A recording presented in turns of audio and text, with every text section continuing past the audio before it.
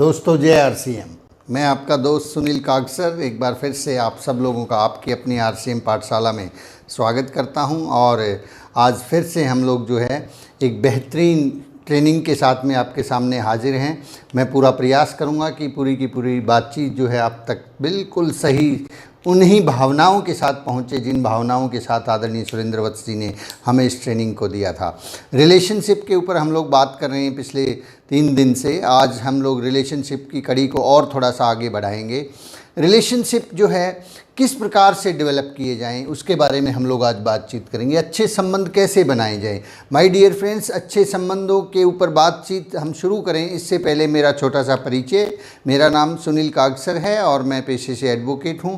फ़िलहाल पंजाब और Haryana high court Chandigarh के अंदर मैं प्रैक्टिस कर रहा हूं और मेरी धर्मपत्नी अनीता जी आरसीएम बिजनेस में स्टार पर्ल अचीवर हैं और हम दोनों मिलकर इस बिज़नेस की गाड़ी को आगे बढ़ा रहे हैं। माय डियर फ्रेंड्स, अच्छे relations, how to develop good relations. ये रिलेशंस के बारे में हमने जाना कि अपलाइन से रिलेशंस कैसे हो, डाउनलाइन से रिलेशंस कैसे हो, क्रॉस लाइन से रिलेशंस हमारे किस प्रकार से हों। और एक और बात जो है आदरणीय वत्स साहब ने हमें बताई थी कि कंपनी के साथ रिलेशंस कैसे हों, वो भी मैं आपसे शेयर कर लेता हूँ अगले 2 मिनट में। कंपनी के साथ हमारे रिलेशंस जो हैं इस प्रकार से हों कि हमारी जो फीलिंग्स है वो फीलिंग्स बहुत ज़्यादा इम्पॉर्टेंट है। हमारी जो भावनाएं हैं, हमारी जो कंपनी के प्रति जो अंदर से जो कहते हैं ना, एक बाहरी आवरण होता है, एक अंदर से आप क्या सोचते हैं, आप क्या बोलते हैं इससे फ़र्क नहीं पड़ता, आप क्या सोचते हैं इससे बहुत फ़र्क पड़ता है। तो हमारी भावनाएं किस प्रकार से है, एक स्टोरी मैं आपसे शेयर करना चाहता हूँ। एक बार जो है 2 दोस्त जो है एक ही कंपनी के अंदर काम करते थे और बहुत बरसों बाद जो है वो मिले अचानक से।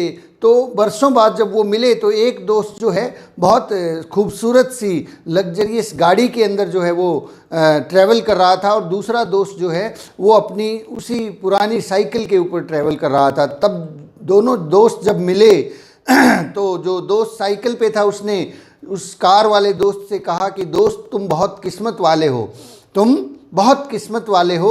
हम दोनों ने एक ही जगह से शुरुआत की थी लेकिन आज तुम कहाँ हो और मैं कहाँ हूँ। किस्मत बहुत मायने रखती है। तुम्हारे पास आज बंगला है, गाड़ी है, सारी चीज़ें हैं, तुम्हारे बच्चे बहुत अच्छे अच्छे स्कूलों में पढ़ते हैं, तुम विदेश घूमने भी जाते हो, लेकिन मैं आज भी वहीं का वहीं हूँ। हम दोनों ने एक ही जगह एक ही पोस्ट पर नौकरी शुरू की थी। तो किस्मत जो है तुम्हारी बहुत अच्छी है और मैं बहुत बदकिस्मत हूँ। तो जो दोस्त गाड़ी में बैठा था उसने कहा कि दोस्त, यहाँ किस्मत का सवाल नहीं है, सवाल जो है हमारी नीयत का है, हमारी फीलिंग्स का है। उसने बताया कि दोस्त याद करो, आज से 20 साल पहले हम दोनों रात की शिफ्ट को कंप्लीट करने के बाद जब फैक्ट्री से कंपनी से बाहर निकले थे और कंपनी से लगभग हम लोग 5 किलोमीटर दूर आ चुके थे, तब मैंने बताया था, मेरे दिमाग में जो है एक बात याद आई मुझे। मैंने कहा कि आज तो हम गलती से आते आते कंपनी का जो ऑफिस का पंखा है और लाइट है उसको बंद करना भूल गए। तो तुमने कहा था कि क्या फ़र्क पड़ता है, लाइट और पंखा एक दिन बंद करना भूल भी जाएंगे तो क्या फ़र्क पड़ता है, चलो घर चल के सोते हैं, सारा दिन तो काम करते हैं, लाइट और पंखा बंद करने के पैसे थोड़ा ही ना मिलते हैं हमें। तो दोस्त, उस वक्त तुम घर चले गए थे, बहुत सर्द रात थी, बहुत ठंड लग रही थी, मुझे थोड़ा बुखार भी था, लेकिन मैं फिर भी वापस गया। 5 किलोमीटर दूर जाकर वापस मैंने कंपनी का ऑफिस को खोला और वहाँ पे लाइट और पंखा बंद किया और फिर उसके बाद मैं घर आकर सोया था। दोस्त, यहीं से फ़र्क पड़ता है। तुमने कभी उस कंपनी को कभी अपना माना ही नहीं। तुमने तो हमेशा उससे लेने के बारे में सोचा, कभी उसको देने के बारे में सोचा ही नहीं। तुमने कभी अपनी जिम्मेवारी नहीं समझी। यहाँ पर इसी प्रकार से यदि तुम भी जिम्मेवारी समझते, ये कंपनी मेरी है, मैं इस कंपनी को आगे बढ़ाने वाला हूँ, इसके अंदर मेरा बहुत अहम रोल है, तो तुम भी आगे बढ़ जाते। किस्मत का यहाँ पर कोई लेना देना नहीं है। माय डियर फ्रेंड्स, यही होता है कि एक आदमी तो जो है उन्हीं प्रोडक्ट्स के साथ, उसी सिस्टम के साथ, वही 6 बेसिक्स को सुन के समझ के, उन्हीं ट्रेनिंग्स में बैठ के एक आदमी जो है स्टार रूबी हो जाता है और दूसरा आदमी सिर्फ रॉयल्टी अचीवर बन के रह जाता है। माय डियर फ्रेंड्स, फ़र्क सिर्फ जो सोच का है। हमारी सोच जो है हमारी कंपनी के प्रति भावनाएं जो हैं किस प्रकार की हैं। अगर कुछ अच्छा आपको नहीं लगता है तो कोशिश कीजिए कि उसको ठीक करने के लिए आगे बढ़िए, उसके बारे में बुराइयां करने की ज़रूरत नहीं है। बहुत सारी चीज़ें हैं जो कंपनी के लेवल पर अभी और ज़्यादा इम्प्रूव होने वाली हैं। कई बार तो लोग इसी बात का रोना रोते रहते हैं कि ये होता तो वो होता, कंपनी ऐसा क्यों नहीं करती है, वैसा क्यों नहीं करती है। माय डियर फ्रेंड्स, मैं आपको इनवाइट करता हूँ आप आगे बढ़ें, इस बिज़नेस के अंदर जो है आगे बढ़ें और बढ़कर उन जिम्मेवारियों को ले लीजिए। कोई आपको रोकने वाला नहीं है। आप आइए, डायमंड बनिए, कोर ग्रुप में शामिल होइए, डिसीजन लीजिए, लेकिन वहाँ तक पहुँचिए तो उससे पहले आपको सलाह देने का, मुझे सलाह देने का कोई अधिकार नहीं है, कोई अख्तियार नहीं है। हम जो है अगर कुछ हमें ठीक लगता है तो अगर कुछ हमें लगता है कि ये पिकअप सेंटर पे धूल चढ़ी हुई है तो शिकायत मत कीजिए। पिकअप सेंटर के ऊपर कपड़ा लीजिए, अपना रुमाल लीजिए, उस पिकअप सेंटर की सफाई कर दीजिए। यह आपकी कंपनी है, ये आपको देखना है कि आपके ग्राहक वहाँ पर आएंगे। इस भरोसे मत बैठिए कोई और दूसरा धूल को साफ़ कर देगा। आप उस काम को अपने हाथ में ले लीजिए, क्योंकि ये कंपनी आपकी है, सिस्टम आपका है। और 2-3 पॉइंट और भी वत्स साहब ने हमें शेयर किए थे जो मैं आपसे शेयर कर लेता हूँ। उन्होंने बताया था कि हमारे जो है रिलेशंस जो है एम्प्लॉयज़ के नहीं होते, कर्मचारी के रिलेशन नहीं है आरसीएम के साथ। हमारे रिलेशंस एक पार्टनर के रिलेशंस हैं। नेक्स्ट उन्होंने बताया था कि यदि कोई प्रॉब्लम है तो सॉल्व इट, समस्या का समाधान कीजिए। Always edify the product, company, CMD of the company and the staff.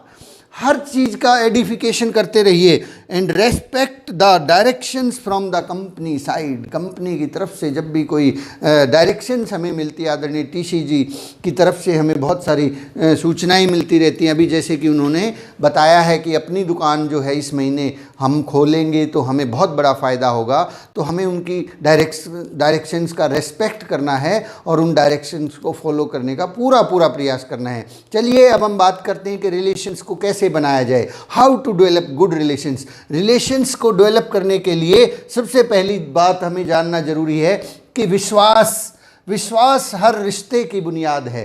Trust जो है हर रिश्ते की बुनियाद है। ट्रस्ट क्या होता है, विश्वास क्या होता है? विश्वास खुद करना पड़ता है, भरोसा जिसको कहते हैं। हमें भरोसा करना होगा। हर रिश्ते के अंदर विश्वास, एक होता है विश्वास और एक होता है विश्वासघात। हर जगह पे हमें ट्रस्ट को डेवलप करना है। कभी धोखाधड़ी के बारे में सोचना भी नहीं है, ना अपलाइन के साथ, ना डाउनलाइन के साथ, ना क्रॉस लाइन के साथ, ना कंपनी के साथ। विश्वास किस प्रकार से पैदा होता है, कहाँ से होता है विश्वास? रेस्पेक्ट। आप रेस्पेक्ट कितना करते हैं, इससे आपका विश्वास झलकता है, आपका ट्रस्ट झलकता है। आप फेयर कितने हैं, कितने साफ सुथरे हैं, कुछ छुपाव नहीं है आपके अंदर, हमारे अंदर, तो आपका विश्वास झलकता है। आप ओपननेस, कितना खुले हैं, कहीं संकुचित विचारधारा तो नहीं है हमारी कि सिर्फ मेरी ही टीम बढ़ जाए, सिर्फ मेरा ही भला हो जाए, सिर्फ मेरा ही चेक आ जाए। हमें फेयरनेस दिखानी होगी, हर डिस्ट्रीब्यूटर के हित के बारे में सोचना होगा। इंटीग्रिटी, हमारी आस्था कितनी है, इंटीग्रिटी जो है हमारी, जैसे देश के प्रति वफादारी कितनी है, हम कितने वफादार हैं। कहीं हम अपनी ही कंपनियों को, वो कहते हैं ना हरियाणवी में, खेत को बाढ़ तो नहीं खान लग रही है। कई बार जो है हम खुद ही बुराइयां करते रहते हैं। तो विश्वास जो है, इस विश्वास की बहाली के लिए ध्यान रखिएगा।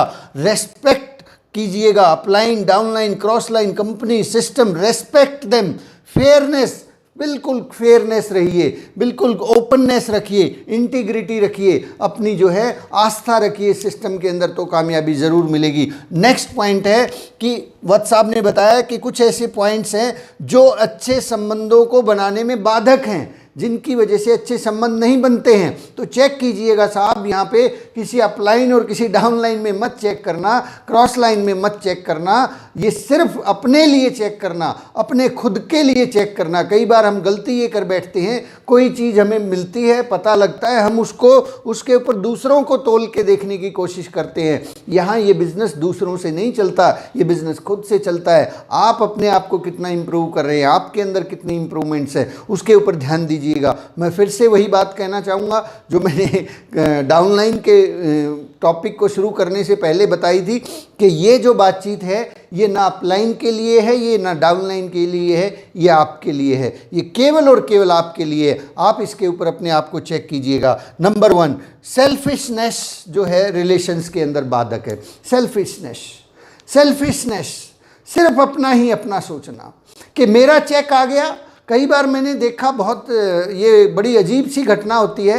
एक व्यक्ति, मान लीजिए एक व्यक्ति ने टारगेट लिया, उसने टारगेट लिया कि इस महीने जो है मैं लीडरशिप क्वालिफाई करूंगा, और वो इस तरीके से लीडरशिप की क्लोजिंग के लिए प्रयास करता है, और क्लोजिंग के दिन जो है जैसे ही उसका 3.5 लाख का बिजनेस होता है वो आराम से बैठ जाता है। फिर वो ध्यान ही नहीं देता कि नीचे कुछ लोग थे जिनके टारगेट्स मैंने सेट करवाए थे और उनके टारगेट्स पूरे हुए हैं या नहीं हुए हैं, बल्कि वो तो एक और घोषणा कर देते हैं कि बस बहुत हो गया, अब ज़्यादा जोर लगाने की ज़रूरत नहीं है, कोई बात नहीं, टारगेट छूट गया तो अगली बार कर लेंगे। ये सेल्फिशनेस है भाई साहब। हम बहुत बार मैंने इस तरह की सिचुएशंस को देखा है कि एक आदमी जैसे ही उसका खुद का टारगेट पूरा हो जाता है वो फिर दूसरों के टारगेट के ऊपर ध्यान देना बंद कर देता है। सेल्फिशनेस जो है इस बिजनेस के अंदर, रिलेशंस के अंदर सबसे बड़ी बाधक है। हम सेल्फिशनेस को हमेशा हमेशा के लिए त्याग देंगे, कभी भी इसको अपने बीच में नहीं आने देंगे। भावना ये रखेंगे कि मेरा टारगेट भले ही छूट जाए, यहाँ जो मेरी टीम है उसका टारगेट हर हाल में पूरा होना चाहिए। उसके लिए मुझे 1 मीटिंग करनी पड़े, 10 मीटिंग करनी पड़े, 50 मीटिंग करनी पड़े, 100 फ़ोन कॉल करने पड़े, कोई फ़र्क नहीं पड़ता, मैं करूँगा, मैं सारे के सारे काम करूँगा, लेकिन इसका टारगेट छूटना नहीं चाहिए। तो इस सेल्फिशनेस को मेरे दोस्त कभी बीच में मत आने देना। ये छोटे छोटे लालच जो है, ये छोटा मोटा एक आध चेक जो है आपके बिजनेस में, आपके ज़िंदगी में कोई बहुत बड़ा फ़र्क नहीं डालने वाला, लेकिन संबंधों के ऊपर इनका बहुत गहरा असर पड़ता है। लोगों को ये बात पता लगते देर नहीं लगती कि उन्होंने अपना टारगेट पूरा कर लिया है और मेरे टारगेट की बारी जब आती है तो आराम से चैन की बंसी बजा रहे हैं, सो रहे हैं, कह रहे हैं कि कोई ज़रूरत नहीं है ज़्यादा बोझ लेने की। ये बात उनको पता लग जाती है साहब। तो इस तरह की हरकतें कभी नहीं करनी है हमें, और मैं जानता हूँ आप डायमंड से, आप इस तरह का काम कभी नहीं करेंगे। हमेशा हमेशा सेल्फिशनेस को त्याग देंगे, सेल्फिशनेस को एक कदम भी अपने पास नहीं आने देंगे। अपना चेक भले ही कई बार लेवल जब क्रॉस होते हैं, एक आदमी नीचे है, एक आप ऊपर है, आपने 3.5 लाख का लेवल क्रॉस कर लिया, यहाँ पे एक साथी है जिसका लेवल उसका भी जो है 3.5 लाख का क्रॉस हो सकता है, अभी 340 है। हम कहते हैं, कुछ लोग कहते हैं कि अरे कोई बात नहीं, 10,000 का क्यों प्रेशर ले रहा है, क्यों दिहाड़े भरा, अगले महीने कर लेना, क्योंकि अगर नीचे 3.5 हो गया तो आपका चेक छोटा हो जाएगा। ये घटना बहुत बार घटती है। बहुत सारे लोग इसी उधेड़ बुन में रहते हैं कि नीचे किसी का लेवल क्रॉस ना हो। भाई साहब, ये छोटे छोटे चेक्स के चक्कर में अगर हम पड़े रहेंगे तो कभी टेक्निकल और एमराल्ड और स्टार एमराल्ड तक ये गाड़ी पहुंचने वाली नहीं है। हमेशा अगर यहाँ नीचे किसी आदमी का 340 का हो गया है तो प्रयास कीजिए, जोर लगाइए, नीचे तक जाइए, एक एक व्यक्ति को कुछ कुछ खरीदारी करवाइए, इसका 3.5 जरूर होना चाहिए। फिर इसके नीचे कई बार ऐसी सिचुएशंस भी मैंने देखी हैं कि यहाँ पे किसी व्यक्ति का 3.5 का लेवल क्रॉस होता है और यहाँ नीचे एक आदमी का 2,60,000 का हो सकता था, 2,60,000 का हो सकता था, लेकिन 240 पे आके इसको रोक देते हैं, यहाँ प्रयास करना बंद कर देते हैं, क्योंकि ये डिफरेंस बोनस भी फिर इन साहब की जेब में जाएगा। मैं कहता हूँ ये विश्वासघात है, धोखा है, सरासर बेईमानी है। इस तरह की बेईमानी और इस तरह के बेईमान लोग कभी भी सफल नहीं हो पाएंगे आरसीएम बिजनेस में। उन्हें ये बिजनेस हमेशा हमेशा के लिए आउट कर देगा। इस बिजनेस की एक खासियत है, इसको जान लीजिएगा, समझ लीजिएगा, पहचान लीजिएगा। ये बिजनेस पिछले 20 साल से चल रहा है, इसने एक भी बेईमान आदमी को छोड़ा नहीं है। ये बिजनेस अपने आप बाहर कर देगा। ऐसा अगर आपको दिखे तो झगड़िएगा मत, लड़िएगा मत, कुछ ज़्यादा बोलिएगा मत, सिर्फ और सिर्फ वही रूल को ध्यान में रखिएगा कि ऐसा अगर पता लगे तो अगली बार जब मिले तो उनकी मिसाल दें, उनके बारे में कहें कि ये तो इतने ईमानदार आदमी हैं, ये ईमानदारी की जीती जागती मिसाल हैं, इन्होंने हमेशा मेरे चेक के ऊपर ध्यान दिया है, इन्होंने हमेशा मेरा चेक बढ़े, मेरा कभी भी इन्होंने टारगेट छूटने नहीं दिया, भले ही आपका टारगेट उन्होंने 4 बार छूटने दिया, आप फिर भी मिसाल दीजिए उनकी, फिर भी उनकी प्रशंसा कीजिए, उन्हें वैसा बनना पड़ेगा। लेकिन अगर आप उलझेंगे, वो आपको उल्टा समझा देंगे, फिर आपके रिलेशंस खराब हो जाएंगे। रिलेशंस कभी ख़राब नहीं करने हैं, हमें किसी भी कीमत पर ख़राब नहीं करने हैं। मैं तो सिर्फ आप लोगों को आगाह कर रहा था कि कहीं हमसे ऐसी गलती तो नहीं हो रही है। तो ध्यान दीजिएगा, नीचे के लेवल्स को हमेशा हमेशा प्रयास कीजिएगा कि वो पूरे होने ही चाहिए। हमारा चेक भले ही छोटा हो जाए, कोई फ़र्क नहीं पड़ता, हम तो लंबी रेस के घोड़े हैं, हमें तो डायमंड जाना है, कोई फ़र्क नहीं पड़ता। नेक्स्ट हम बात करते हैं लैक ऑफ कमिटमेंट। हमारा कमिटमेंट जब कमज़ोर होता है, हमारी जो कमिटमेंट जिसको कहते हैं, आदरणीय राकेश शर्मा जी कहते हैं ठान लिया, जिस आदमी ने ठान लिया वो ज़रूर मंजिल तक पहुंचेगा। तो अगर हमने ठाना नहीं है, कमिटमेंट स्ट्रांग नहीं है, तो रिलेशंस के अंदर बाधा बनते हैं ये कमिटमेंट्स। नंबर 3, रूखापन। हमारा रूखा स्वभाव होता है। बहुत सारे लोग जो हैं वो एरोगेंसी एटीट्यूड रखते हैं, रूखापन और एरोगेंस रखते हैं। स्वभाव के अंदर नरमी रखिएगा, स्वभाव के अंदर नरमी रखिएगा, कभी भी रूखापन मत लेके आइए। रूखापन हमेशा ही रिलेशंस के अंदर, चाहे वो आपके घरेलू रिलेशंस हो, चाहे वो आपके कंपनी रिलेशंस हो, चाहे अपलाइन हो या चाहे डाउनलाइन हो, हर जगह ये रूखापन जो है, रूखा रूखा सा स्वभाव आप देखते हैं ना। एक आदमी बिल्कुल सड़ी सी शक्ल लिए, हमेशा चेहरे के ऊपर झुर्रियाँ पड़ी रहती हैं, हाँ, और बिल्कुल उदास मन, और अजीब सा कुछ भी बात पूछो वो झटक के कहता क्या है, क्या कर रहे हो ये इस तरह से अगर रूखापन हम रखेंगे, ये रिलेशंस कभी नहीं डेवलप होने देगा। तो माय डियर फ्रेंड्स, चीयरफुल रहिए। नेक्स्ट है एरोगेंसी, घमंड। घमंड आ जाता है कई बार बहुत लोगों को, 4, 6, 10, 20 लोग जुड़ गए, 50-100 लोगों की टीम बना ली, रॉयल्टी अचीवर हो गई, या छोटा मोटा कोई लेवल आ गया, घमंड से भर जाते हैं कि अब तो मैं हूँ, तुम ऐसे करो, तुम वैसे करो। नमती फलीनो, ध्यान रखिएगा। फलदार वृक्ष और गुणी लोग झुक जाते हैं, फलदार वृक्ष और गुणी लोग झुक जाते हैं। झुकना सीखिए, कोई फ़र्क नहीं पड़ता गलत कौन है सही कौन है, झुकेंगे तो आप ही जीतेंगे। कभी भी अकड़ने वाला नहीं जीतता है, भले ही शब्दों से जीत जाए, लेकिन उसने एक आदमी को हार दिया है। कभी भी हमें रिलेशंस के बीच में इस घमंड को नहीं लेके आना है।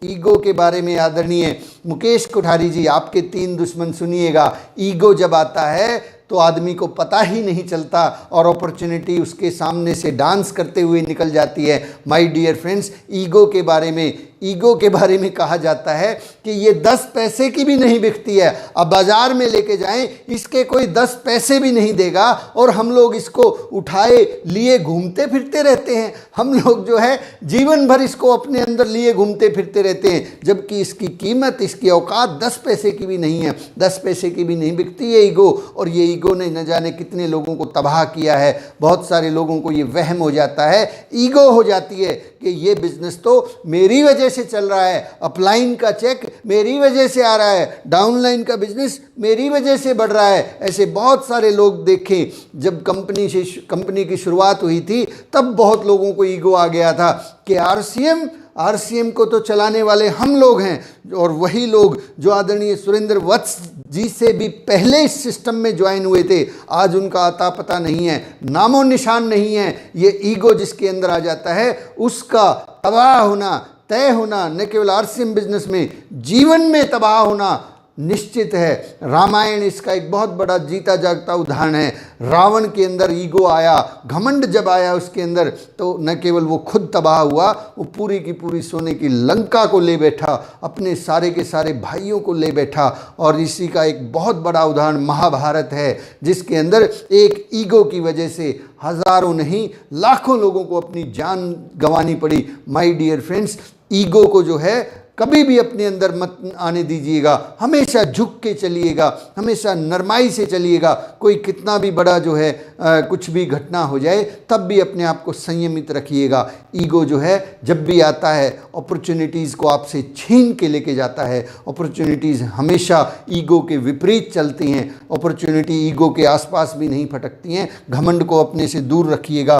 10 पैसे की भी कीमत नहीं है साहब जिस चीज़ की, उसको हम क्यों उठाए फिरते हैं, काहे के तुरंखा बने फिरते हैं कि मैं तो ये हूँ, मैं तो वो हूँ। हम कुछ नहीं हैं, हम एक सामान्य डिस्ट्रीब्यूटर हैं, हम सेवक हैं, हम आरसीएम बिजनेस की सेवा करना चाहते हैं, हम आरसीएम बिजनेस को बहुत आगे लेके जाना चाहते हैं, हम सैनिक हैं इस बिजनेस के, हम योद्धा, हम इस बिजनेस के वो सच्चे सेवक हैं जो लगातार सेवा ही करते रहेंगे। कभी भी हम बॉस नहीं बनने वाले हैं, हम तो सिर्फ काम काम और काम ही करते रहेंगे और अपने आप ये बिजनेस बढ़ता चला जाएगा। नेक्स्ट है नेगेटिव एटीट्यूड। नेगेटिव एटीट्यूड, नकारात्मक स्वभाव। कुछ लोगों का हर बार हर बात के ऊपर नकारात्मक सोच ही रहती है। कुछ भी हो जाए उनको हर चीज़ के अंदर उल्टा ही दिखाई देता है। यदि हमारे अंदर ऐसी कोई घटना है, ऐसा हम सोचते हैं कि हर बार कोई भी चीज़ अपलाइन कुछ भी बोलती है उसके बारे में उल्टा ख्याल आता है, तो साहब बदलना शुरू कीजिए, अपने आप को चेंज कीजिए, चेंज कीजिए। कोई भी घटना होती है, उस घटना को देख के आपके मन में पहला जो ख्याल आता है, विचार आता है, वो आपके स्वभाव को दर्शाता है। आप उसके बारे में अच्छा सोचते हैं। गाड़ी, मान लीजिए एक उदाहरण मैं आपको देना चाहूँगा, आप हाईवे पे चल रहे हैं और चलते चलते आपकी गाड़ी का पंचर हो गया। अगर तो ये ख्याल आ गया कि ये क्या हो गया, ये तो बहुत गलत हो गया, ये तो क्या, मुझे इतने बजे वहाँ पहुँचना था, मैं तो लेट हो जाऊँगा, ये नेगेटिव सवाल है, ये नेगेटिव एटीट्यूड का नतीजा है। दूसरा एक विचार है, गाड़ी चल रही थी हाईवे के ऊपर, पंचर हो गया, आपने गाड़ी साइड में लगाई, पंचर लगाने में या टायर बदलने में आधा घंटा लगा, आपने उस परमात्मा का शुक्रिया अदा किया,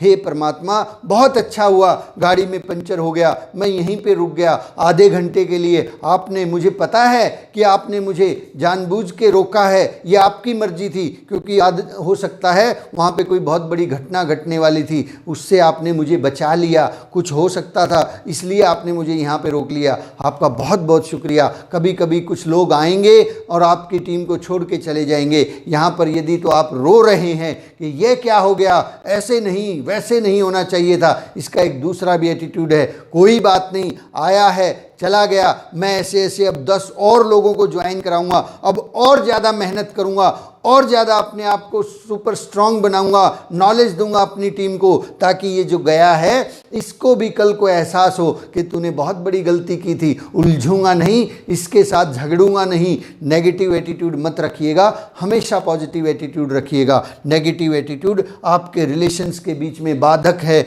नेक्स्ट पॉइंट है lack of listening. Lack of listening, सुनने की कमी। सुनने की कमी, बहुत बार ऐसा देखा गया है कि लोग जो है, हम लोग सुनते कम हैं, बोलते ज़्यादा हैं।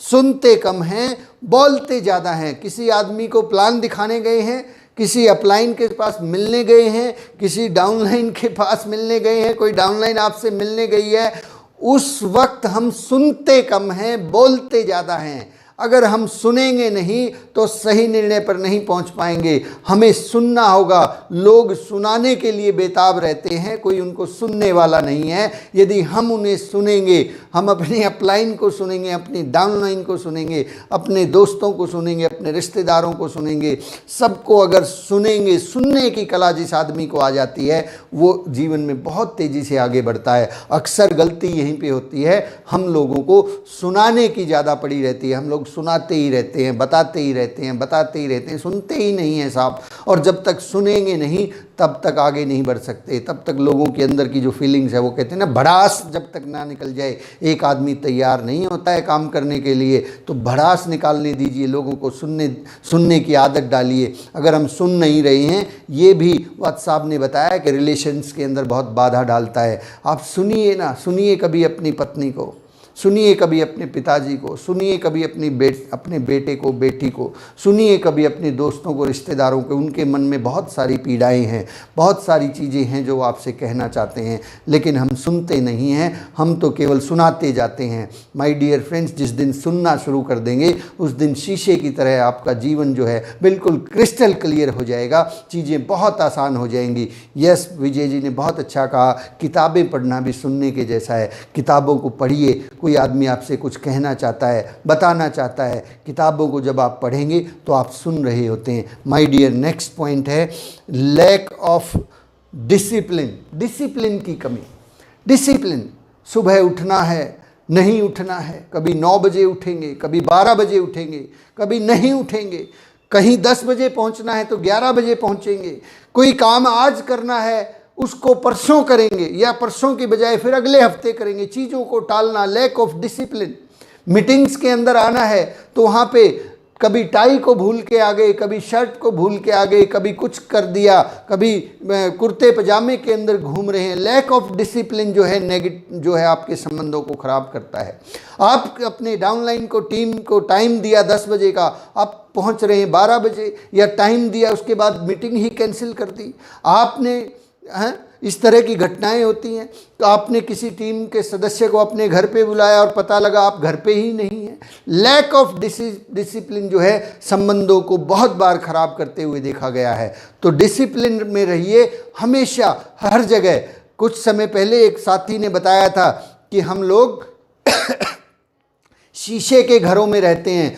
आपकी तो 2 आंखें हैं लेकिन हजारों आंखें आपके ऊपर हैं। आप डिसिप्लिन को अगर अनफॉलो करते हुए, डिसिप्लिन को वायलेट करते हुए कहीं भी नज़र आते हैं तो हज़ारों लोग आपसे जो जुड़े हुए हैं उनकी जो आस्था है, लोग तो यहाँ पर भी चेक करते हैं कि आप गाड़ी जब चला रहे हैं आपने सीट बेल्ट लगाई हुई है कि नहीं है, आपने गाड़ी स्पीड लिमिट से ज़्यादा तो नहीं भगाई है, आपने किसी को गलत ओवरटेक तो नहीं किया है। ये आपके कैरेक्टर की परिभाषा तय करता है। तो हमेशा डिसिप्लिन में रहिए, हमेशा अपने आप को मेंटेन करिए, क्योंकि ये लोगों का बिजनेस है। आपकी 2 आँखें हैं लेकिन आपके ऊपर हज़ारों आँखें हैं। कभी भी किसी भी जगह पर डिसिप्लिन से समझौता मत कीजिए। डिसिप्लिन से समझौता करेंगे तो रिश्तों के अंदर खटास आ जाती है। पास्ट बैड एक्सपीरियंस, पुराने अनुभव होते हैं, पुराने अनुभव होते हैं, हमारे बैड एक्सपीरियंस होते हैं जो हमारे अंदर नेगेटिविटी पैदा करते हैं। इसका एक बहुत अच्छा उदाहरण मुकेश कोठारी जी ने एक टेप में दिया है। उन्होंने बताया है कि एक बार एक व्यक्ति जो है बाजार से जा रहा था और उसकी कोहनी जो है एक आदमी को लग गई, और वो आदमी जो है जिसको वो कोहनी लगी वो आदमी बहुत हट्टा कट्टा था और बहुत भूरी भूरी उसकी आँखें थी और वो बहुत स्ट्रॉन्ग था। कोहनी जैसे ही लगी उसके मन में ख्याल आया कि ये आदमी बहुत स्ट्रॉन्ग है, अब तो जो है ये जोर से मुझे थप्पड़ मार सकता है। और ऐसा ही हुआ, उस आदमी ने उसका कॉलर पकड़ा और 2 चमाट जमा के उसको दिए। अब ये क्या हुआ, बैड एक्सपीरियंस हो गया। अब जब जब भी उस आदमी को वैसा वैसा हट्टा कट्टा कुर्ते पजामे वाला भूरा आदमी दिखता था तो उस आदमी के मन में एक ही ख्याल आता था कि ये पीटेगा, अब ये थप्पड़ मारेगा। ये बैड एक्सपीरियंस होते हैं हमारे। कुछ लोगों के पास पुरानी कंपनीज के बैड एक्सपीरियंस होते हैं, इधर उधर के घरेलू बैड एक्सपीरियंस होते हैं, सोसाइटी के बैड एक्सपीरियंस होते हैं, इसलिए वो ईमानदारी और सच्चाई के नियमों पर चलना ही नहीं चाहते। उनके दिमाग में तो केवल और केवल कई बार यही रहता है कि मेरा चेक ही बड़ा होना चाहिए, ये क्यों हो गया, वो क्यों हो गया।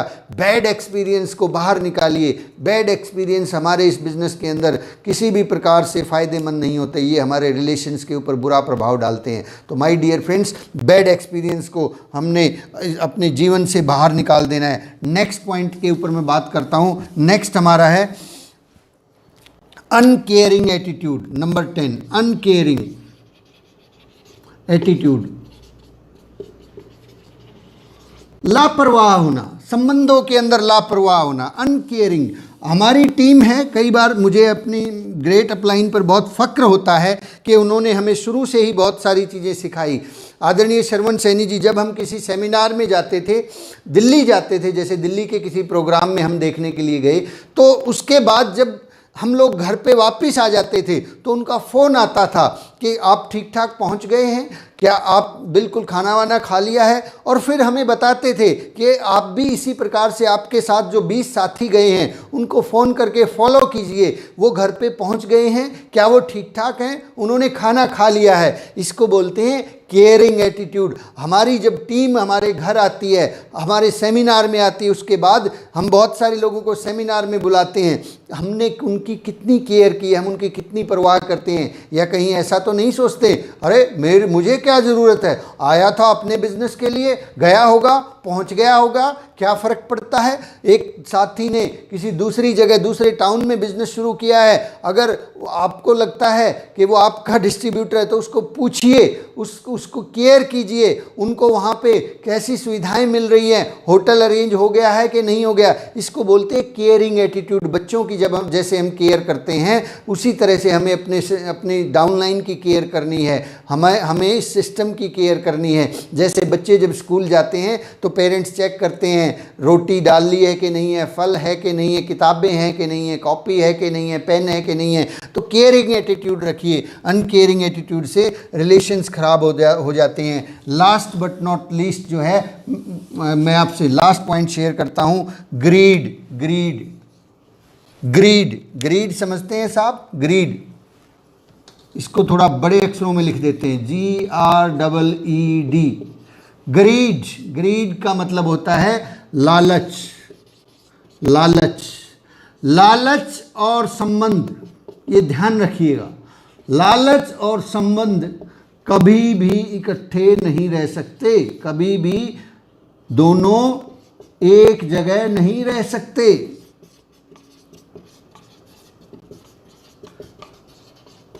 लालच क्या होता है, ये लालच कैसे आता है, ये लालच कैसे जनरेट होता है, ये लालच। ये लालच बहुत, कहते हैं ना, लालच बहुत बुरी बला है। लालच, जब हम प्लान दिखाने जाते हैं तो लालच अगर मन में है कि ये आदमी जुड़ जाएगा तो मेरा चेक आ जाएगा।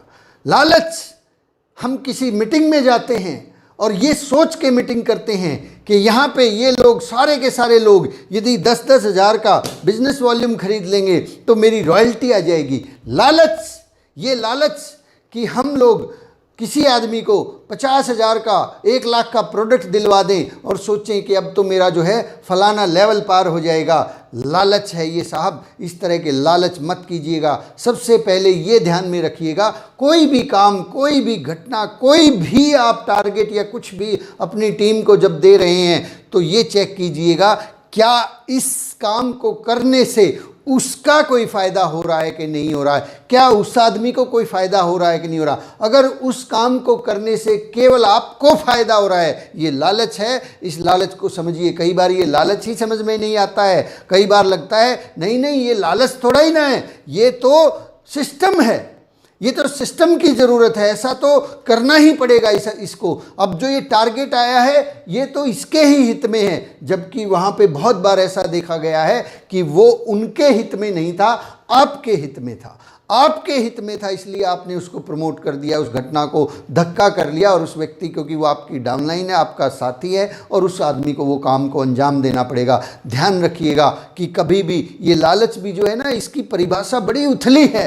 आजकल इस लालच को लोग बिजनेस भी कहते हैं। इसको सोचते हैं कि नहीं नहीं, मतलब इसको किसी और आवरण में लपेट कर प्रोड्यूस कर देते हैं, कहते हैं नहीं नहीं मेरा कोई लालच नहीं है इसमें तो टीम का ही भला है। भाई साहब ध्यान रखिएगा, टीम का भला सिस्टम को फॉलो करने से है। कभी भी कोई भी टारगेट, कोई भी ख्याल आपके मन में आए, कोई भी चीज़ आप अपनी टीम को, अपने डाउनलाइन को बताना चाहते हैं, उनसे करवाना चाहते हैं, तो ध्यान रखिएगा, एक सूत्र है उसके ऊपर तोल के देख लीजिएगा। और वो सूत्र ये है कि क्या इस काम को करने से, क्या इस टारगेट को अचीव करने से इनका कोई फ़ायदा होगा कि नहीं होगा। अगर उसमें आपको ये लगता है कि इस काम को करने से उनका फ़ायदा तो 51% है और आपका फ़ायदा बहुत कम है, तो इस काम को हो सकता है आप अलाउड कर सकते हैं। लेकिन अगर आपको ये लगे 50-50 में भी आप आ जाएं कि हो सकता है इनका भी फ़ायदा उतना ही हो, मेरा भी फ़ायदा उतना हो, कांटा मार दीजिए। अगर आपका उनका फ़ायदा 49% है और आपका फ़ायदा 50% है तो कांटा मार दीजिए, मत करिए ऐसा काम।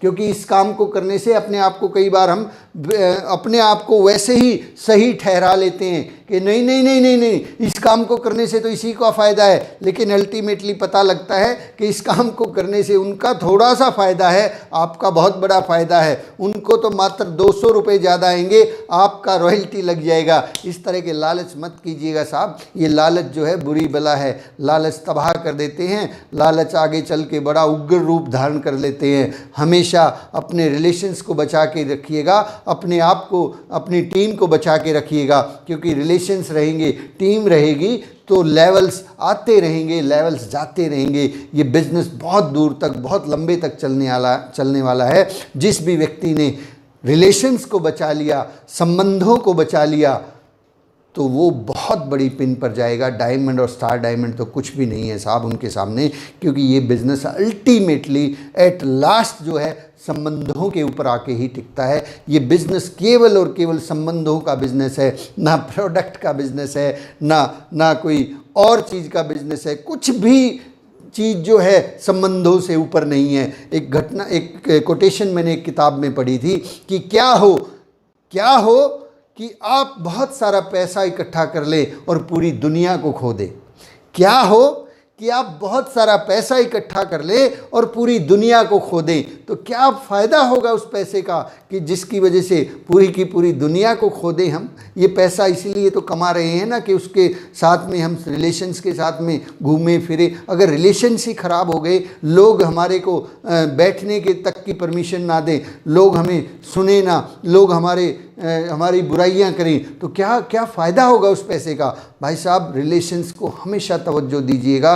रिलेशंस सबसे ज़्यादा इम्पॉर्टेंट हैं, चाहे वो अपलाइन के साथ हो, डाउनलाइन के साथ हो, क्रॉस लाइन के साथ हो, घर वालों के साथ हो, पति पत्नी के साथ हो, बेटे के साथ हो, बेटी के साथ हो, रिश्तेदारों के साथ हो। रिलेशंस को हमेशा मजबूत करते चलिए, हमेशा ईमानदारी से काम कीजिए। इधर उधर जो नियमों के अंदर नहीं है उस काम को कभी मत कीजिए। कभी भी जो है इस तरह की हरकतें, किसी आदमी ने सामान खरीदा है उसका बिल तुरंत कटवाइए। किसी आदमी ने कोई लेवल करना चाहते हैं तो जांच कीजिए क्या वो उसके लिए सही है। आपके लिए हो सकता है सही हो, लेकिन हो सकता है उनके लिए सही ना हो। माय डियर फ्रेंड्स, आज की बातचीत को हम यहीं पे विराम देते हैं।